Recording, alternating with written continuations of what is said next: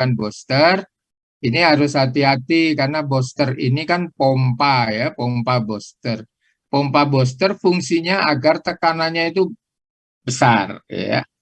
Tetapi ingat bahwa pompa itu selalu menggunakan listrik, ya, daya listrik.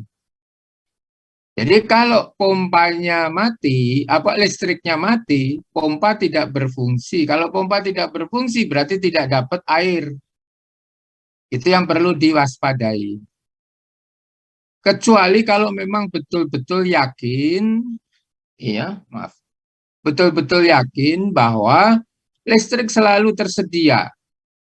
Begitu suplai dari PLN mati, otomatis gensetnya hidup. Hanya dalam waktu kurang dari 1 detik. Ya, harus ada otomatisasinya. Dan biasanya memang otomatis ya. Nah kalau manual, ya kasihan orang lagi mandi, lagi menggunakan sabun, mukanya disabun, terus berhenti gimana? Kita dikomplain orang nanti. Ya. Kalau hanya 1 detik mungkin nggak ada masalah. Begitu air mati kan langsung suplai listrik mati, pompa boosternya tidak berfungsi, tapi langsung dalam waktu 1 detik atau kurang listriknya sudah menyala lagi, berarti kan ini ya 1 detik kan nggak terasa, gitu ya. Sehingga selalu tersedia distribusi air ini. Jadi hati-hati. Kalau menggunakan booster harus hati-hati ya. Kecuali kalau ada booster, tapi di sini juga ada sistem apa jumpernya mungkin nggak ada masalah. Tapi jumper kan harus dengan orang atau dibuat sistem otomatis begitu booster air listrik mati, boosternya mati, jumpernya langsung otomatis nyala. Itu nggak apa-apa, gravitasi ya, tanpa booster. Jadi sebenarnya bisa tanpa booster pun ini langsung gravitasi saja. Tapi kalau Anda akan memasang booster di sini, maka tadi harus dipertimbangkan betul-betul bahwa itu selalu tersedia suplai listrik. Ini yang dengan zona. Nah ini kalau tanpa zona, ya sudah dari groundwater reservoir ke reservoir atas atau water towernya. Dari water tower, ini didistribusi. Ada distribusi 1, kedua, ketiga. Untuk menghindari dari tower, water tower atau reservoir atas itu distribusi langsung ke lantai 1, lantai 2, dan seterusnya. Karena ini tekanannya paling besar. Maka di sini ada booster pumpnya ya. Itu. Tapi langsung ya dari water tower ke tempat-tempat tadi tanpa adanya zona distribusi ya gitu. Jadi tahu ya bedanya antara yang dengan zona distribusi ya. Ini water tanknya banyak ya, disebut dengan house tank ya. Ini banyak, tapi kalau di sini cuma 1 ya, di reservoir atas baru didistribusikan. Boleh hanya 1 pipa saja distribusi lantai 1, lantai 2, 3, 4 sampai lantai 10 silahkan. Atau ada pasang booster ini supaya tekanannya tadi ya tidak terlalu besar dari lantai 1 sampai lantai 5 1 booster pump. Terus lantai ini pakai 1 booster pump ya. Intinya hanya menggunakan 1 water tower atau reservoir atas. Itu yang tanpa zona. Nah, skema yang gedung tadi, ya ini ya. Jadi yang kalau kurang dari 10 lantai atau sampai dengan 10 lantai, itu bisa tanpa zona. Tanpa zoning, langsung distribusi. Ya, dari groundwater reservoir, dipompa ke atas, ke water towernya, atau reservoir atas langsung distribusi. Tapi kalau yang dengan zoning tadi dari groundwater reservoir dipompa ke lantai ini, dipompa ke lantai ini, dipompa ke lantai atas baru ini. Nah, ada zona 1, zona 2, zona 3 dan seterusnya. Itu kalau lebih dari 10 untuk menghindari tekanan terbesar berada di lantai bawah. Ya, kalau 10 lantai tekanannya yang paling bawah kan pasti cukup besar. Ya seperti ini. Tapi kalau misalnya 30 lantai satu tanpa zone tanpa zoning ini, maka yang dari lantai 30 reservoirnya, ini lantai satu ini tekanannya begitu hebatnya. Ya. Bisa dengan cara seperti ini. Ini terserah nanti yang merencanakan. Jadi kalau saudara sebagai pengawas ya nanti harus tahu dia menggunakan sistem zoning atau tidak. Ya, ini. Itu yang DDS dan Feed Distribution System. Ini kapasitas ya roof tank itu sudah dibahas kemarin di semester sebelumnya. Karena ini sumbernya sama. Ini kapasitasnya bisa harian. Ya. Ini bukan berarti 24 jam karena pasti akan ada aktivitas yang di situ tidak ada aktivitas maksud saya. Ya, misalnya kalau perkantoran hanya digunakan sampai jam 8 malam, berarti jam 8, 9 sampai pagi, ya sampai jam 7 pagi tidak ada kegiatan. Jadi bukan berarti 24 jam ya harian ini. Misalnya bisa hariannya itu hanya 12 jam dipakai, hanya 8 jam atau 10 jam. Ya tinggal kalau perkantoran itu dari jam berapa. Yang jelas kalau perkantoran misalnya dari jam 8 sampai dengan jam 8 malam ya 12 jam. Ya. Tapi untuk rumah tinggal pun juga misalnya apartemen atau hotel bukan berarti 24 jam walaupun itu digunakan 24 jam. Kan ada masa dia tidur, ada masa kalau dia bepergian berarti kan tidak menggunakan air. Artinya bahwa harian itu bukan berarti 24 jam. Nah, kemudian kalau groundwater tanknya itu, groundwater reservoir itu ada air cadangan untuk fire protection, ya ditambah kapasitasnya ya 25%. Kalau ngitung saudara itu 12 meter kubik, ya ditambah 25%-nya ya, berarti kalau 12 meter kubik menjadi 15 meter kubik. Itu kalau ada cadangan air untuk fire protection. Ya, tapi kalau fire protection-nya ini sendiri ya nggak perlu. Ya, nggak perlu. Itu kapasitas groundwater tank atau groundwater reservoir. Ini sudah dibahas, ya. Kemudian yang roof tank, ya.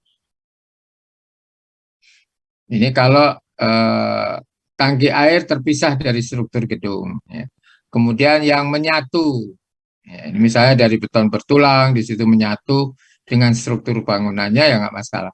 Tapi yang terpisah pun juga tetap ya beban reservoir ini harus diperhitungkan pada lantai atap. Sehingga plat maupun balok-baloknya, kolom-kolomnya itu menerima beban. Ya, distribusi dari beban reservoir atas atau roof tank, ada yang nyebut groundwater tank, maaf, yang roof tank ya, atau host tank. Ya.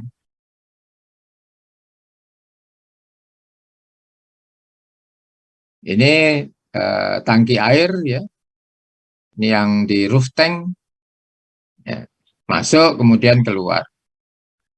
Ini kalau ada kuras ya. Nah ini juga di groundwater tanknya groundwater reservoir. Intinya ada air masuk, kemudian ada air keluar, pompa, tapi ada overflow. Overflow ini kurasan, ya pipa penguras.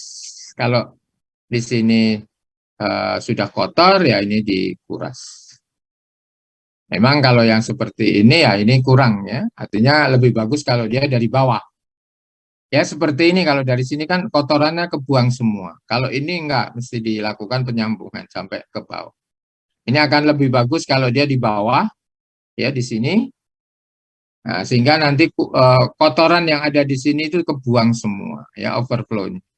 Ini mungkin hanya untuk overflow saja, tapi di sini untuk pengurasan harus ada, ya. Gitu. Atau karena ini ground water tank mungkin dalam desainnya ini hanya overflow saja, karena ini kan mesti harus ada sambungannya kan. Bisa saja dari sini dipompa gitu ya, untuk menguras ya boleh, karena ini berada di bawah groundwater tank.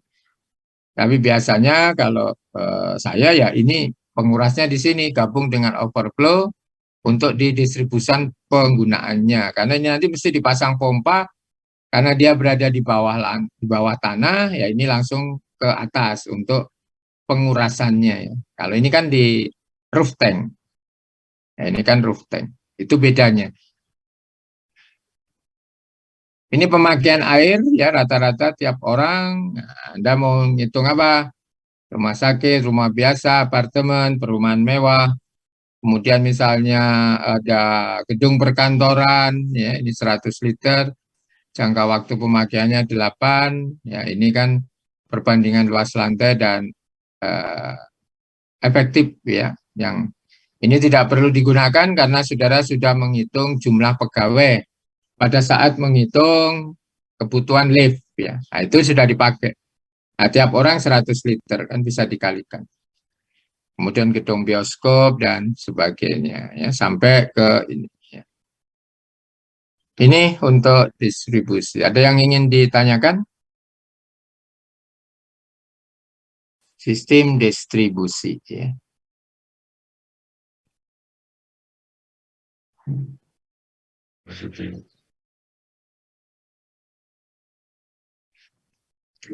Silahkan kalau ada yang ditanyakan.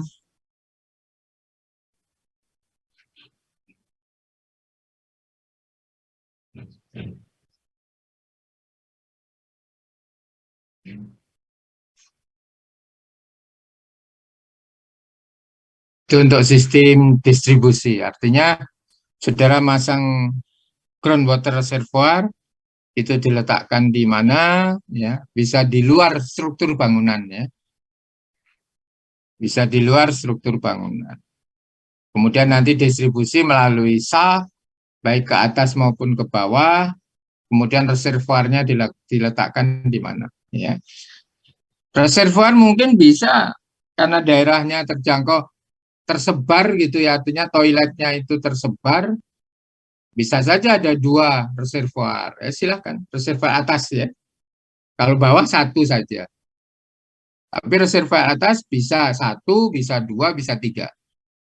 Tergantung pola distribusi yang saudara rencanakan ya, distribusinya seperti apa.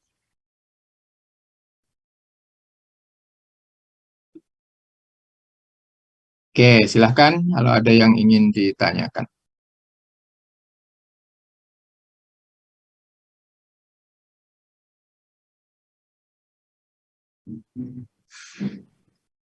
Nah, saya mau nanya, Pak. Ya sudah, ya silahkan. Berarti kan untuk sumber air bersihnya itu, waktu itu saya pernah baca kalau misalnya gedung-gedung di Jakarta itu berarti kan dia udah nggak boleh ngambil sumber air bersih dari tanah ya, Pak. Karena muka tanah Ya, Jakarta makin lama makin turun. Berarti dia sumber airnya itu betul. kalau nggak pump, dia berarti salah satunya pump. Terus juga dia kalau misalnya dia punya alat yang filterisasi pengolahan air Ya, itu saya pernah survei gitu di kantor gitu, dia punya pengolahan airnya gitu, jadi dia bisa manfaatin lagi. Berarti satu-satunya sumber air bersih buat gedung itu, terutama di Jakarta, berarti dari PAM, Pak. ya betul. Untuk DKI ada perdanya, ya. Tidak dibolehkan sumber air bersih hanya dari tanah, air tanah saja. Itu tidak dibolehkan. Jadi semuanya harus menggunakan PAM terlebih dahulu. Tetapi tahu sendiri kan kapasitas PDAM itu juga untuk bangunan bertingkat berapa ratus itu atau berapa ribu seluruh Jakarta gedung bertingkat. Ya, walaupun ada dari Pulau Gadung, ada dari Pejompongan, sudah ada 2 pengolah air bersih yang dari Pejompongan dan juga dari Pulau Gadung. Tapi karena ribuan gedung bertingkat, maka itu tidak mencukupi. Nah, Kalau tidak mencukupi, sisanya baru boleh menggunakan air tanah. Tetapi nanti dulu, jangan keburu air tanah. Karena ada kebijakan juga untuk pengolahan limbah. Ya. Artinya yang dari kamar mandi, yang dari wastafel itu dibuang, ditampung. Ya. Ditampung kemudian diolah menjadi air bersih. Ya. Ada juga bangunan gedung yang dari kloset pun itu diolah.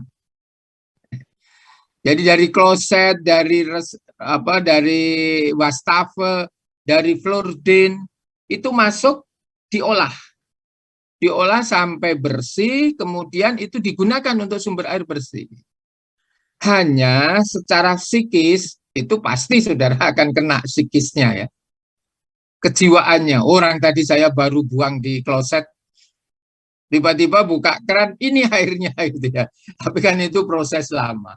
Dan itu sudah melalui uji ya, air yang di diolah itu diuji. Ternyata hasilnya bagus, lebih bagus dari air PDAM atau sama dengan kualitas air PDAM. Jadi secara teknis itu tidak ada masalah. Ya, secara teknis tidak ada masalah. Kualitas dari sisi kesehatan karena selalu diuji nggak ada masalah. Hanya secara psikis saja. Oh, tadi baru kencing, oh tadi baru buang air besar di situ, tiba-tiba buka keran, oh ini toh tadi airnya, gitu. Itu kan secara psikis juga agak gimana ya? Cuci tangan juga nanti buru-buru pakai hand sanitizer. Padahal enggak, itu sudah bersih. Di beberapa tempat itu saya pernah lihat itu hasil ujinya itu bagus, memenuhi. Nah, sisanya baru air tanah. Betul seperti yang saudara sampaikan tadi. Karena kalau air tanah ini dipompa ribuan gedung bertingkat, kemudian mompa terus-terusan, bisa dibayangkan air tanahnya kayak apa. Nah, kalau air tanahnya kosong, ada beban, ya turun gitu loh. Ya. Jangan-jangan nanti kalau ke rumah saudara harusnya naik, besok-besok turun malah. Dari jalan itu turun, itu berarti ada penurunan itu ya. Settlement itu tidak ada masalah sepanjang semuanya bersama-sama ya. Pondasi turun nggak apa-apa untuk pondasi 2 lantai misalnya, karena tidak terlalu dalam kan, paling 1,1 meter. Pakai telapak, turun ya nggak apa-apa. Kalau kolomnya turun semua, pondasinya turun bareng-bareng nggak apa-apa. Yang jangan salah kan kalau turunnya tidak kompak gitu ya. Yang satu turun, yang satu enggak ya, baloknya kan pecah, baloknya retak gitu ya. Jadi betul di DKI dan kota-kota besar itu ada peraturan daerah, Perda tentang bangunan gedung. Salah satunya mengatur tentang air bersih. Ya. Kalau daerah yang belum banyak ya mungkin belum diatur, tapi begitu banyak seperti Jakarta, Anda bisa hitung berapa ribu itu bangunan gedung bertingkat dari mulai 2 lantai sampai yang 60 lantai ya, Wisma Bakri itu ya. Cuman nggak tahu itu 60 itu yang 40 ada apa enggak gitu ya. 40, 41, ya yang ngandung angka 4 kan enggak ada kadang-kadang. Sampai nanti 50, baru 54 enggak ada. 1, 2, 3 langsung 5. 13 enggak ada, 14 enggak ada, dari 12 langsung 15. Ada juga gedung yang seperti itu. Sehingga, ke lantai 60, apakah benar kita lantai 60? Jangan-jangan hanya di lantai 50 gitu ya. Karena tadi ada 4 tidak ada, 13 tidak ada, 14 tidak ada, 24 enggak ada. Khususnya yang Chinese ya. Karena 4 itu kan si. Si itu mati. Gitu ya. Jadi dia pantangan menggunakan angka 4 dan 13. Tapi bangunan itu yang begitu banyak itu semua menggunakan air tanah ya Anda bisa tinggal tunggu aja kapan turunnya ya, tanah di Jakarta. Ya, makanya dibatasi. Betul itu dibatasi. Demikian. Ada lagi? Saya mau nanya Pak, kan Ya, silakan. pipa kan bisa yang dari atas sama bisa yang dari bawah juga ya Pak. Eh, Pipanya? Kalau itu kan bisa yang dari atas, eh, Ya, sama yang dari bawah.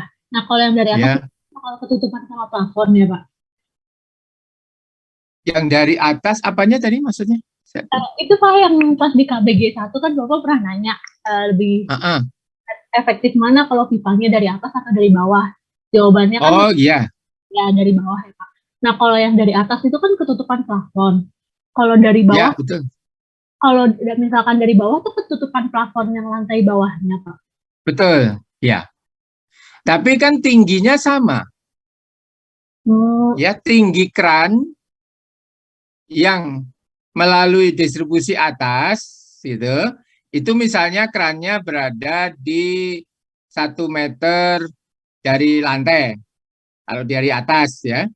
Kalau dari bawah, yang pipanya dari bawah, melalui bawah lantai, ya, kemudian naik ke atas, itu juga 1 meter kan? Artinya kedudukan itu sama kan kalau dihitung dari reservoir atas, ya. oh, Pak. Ketinggiannya kan sama. Nah, kalau ketinggian sama, maka ya sama tekanannya gitu. Ya. Nah, misalkan Pak, kan Jadi di bangunan PW kita kan nggak ada basementnya ya Pak. Nah, jadi kalau ya, pakai sistem yang dari bawah, terus dari lantai 1 kan harus ketutupan ke bawahnya Pak. Jadi itu harus digali. oh iya, sebelum pasang gitu. Sebelum masang keramik, nah itu harus sudah dipasang ya pipa-pipanya gitu. Jadi Tapi kalau di lantai atasnya kan bisa ditutup dengan plafon ya. Di bawah lantai 2, tapi plafon lantai 1 menutup gitu kan. Nah, kalau paling bawah ya dia di bawah, digali. oh ya ngerti Kalau Pak. misalnya di situ di floor, dicor beton, maka harus dimasukkan pipa-pipanya di coran beton, plat beton itu. Ya, sudah disiapkan itu. Sehingga tidak nanti gali-gali keramik sebagainya, enggak, sudah disiapkan itu semua. Yang paling bawah ya, lantai paling bawah itu. Kalau dari sisi tekanan sama, karena saya pernah mengawasi yang dari atas ke bawah dan juga dari bawah ke atas, sama. Ya, dua-duanya itu dipakai di proyek. Makanya tergantung dari perencananya, ya. Perencana dari ME ya, perencana ME, konsultan perencana. Ya, tapi intinya tekanannya akan sama. Makanya yang di PW saudara terserah saudara mau pakai yang dari atas ke bawah atau dari bawah ke atas, tidak ada masalah. Ya,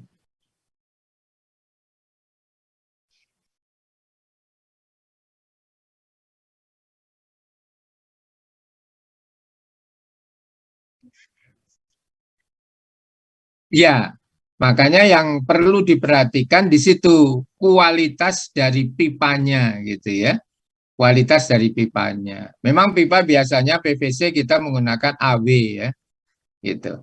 Tapi kita bisa menggunakan yang sekarang PPR, polypropylene random ya, yang ada strip-stripnya itu, warnanya bisa macam-macam, ketebalannya jelas. Ya, itu. Kalau ragu juga, ya mungkin dilindungi gitu ya. Jadi pipa setengah in, nanti dimasukkan ke pipa 1 in misalnya. Nah, itu kalau takut ya terjadi kerusakan. Tapi biasanya nggak ada masalah itu. Pipanya kan pilih pipa yang tebal, yang kualitas bagus. Ya. Bukan berarti yang di atas terus kualitasnya lebih rendah ya jangan. Nah, bisa kan untuk keawetan ya. Gitu.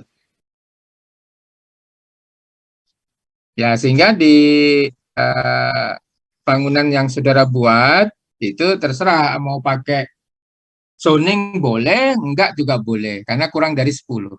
Tapi kalau lebih dari 10 lantai harus pakai zoning ya. Jadi kalau hanya 8 bisa langsung dari groundwater reservoir dipompa ke reservoir atas. Dari reservoir atas langsung didistribusikan. Apakah dia melalui atas ke bawah atau dari bawah ke atas itu enggak ada masalah. Tinggal nanti penggambarannya saja.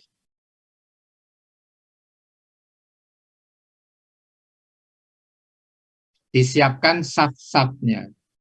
Shaft tidak harus hanya satu, ya. Kalau itu apartemen atau hotel yang kamar begitu, bisa saja 2 kamar, 3 kamar, 1 shaft. Supaya tidak terlalu jauh, ya.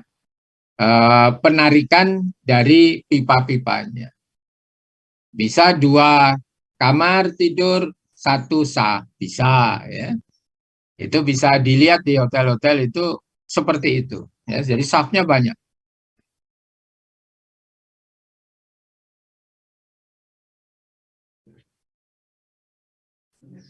Ada lagi? Khususnya untuk menghitung dan menggambar isometrinya dari instalasi air bersih, ya.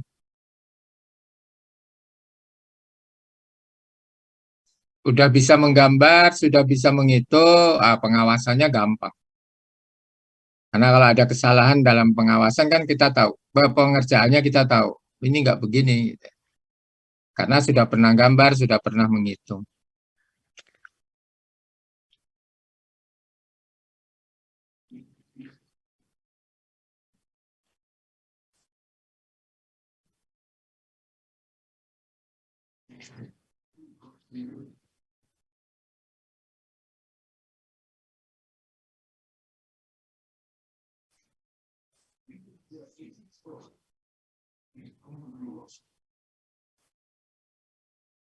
Kalau tidak ada, silahkan dicoba lagi, dikerjakan tugasnya. Kalau ada yang ingin ditanyakan, silahkan nanti ditanyakan, ya. Ada kesulitan tidak menggambar denah instalasi dan juga isometri.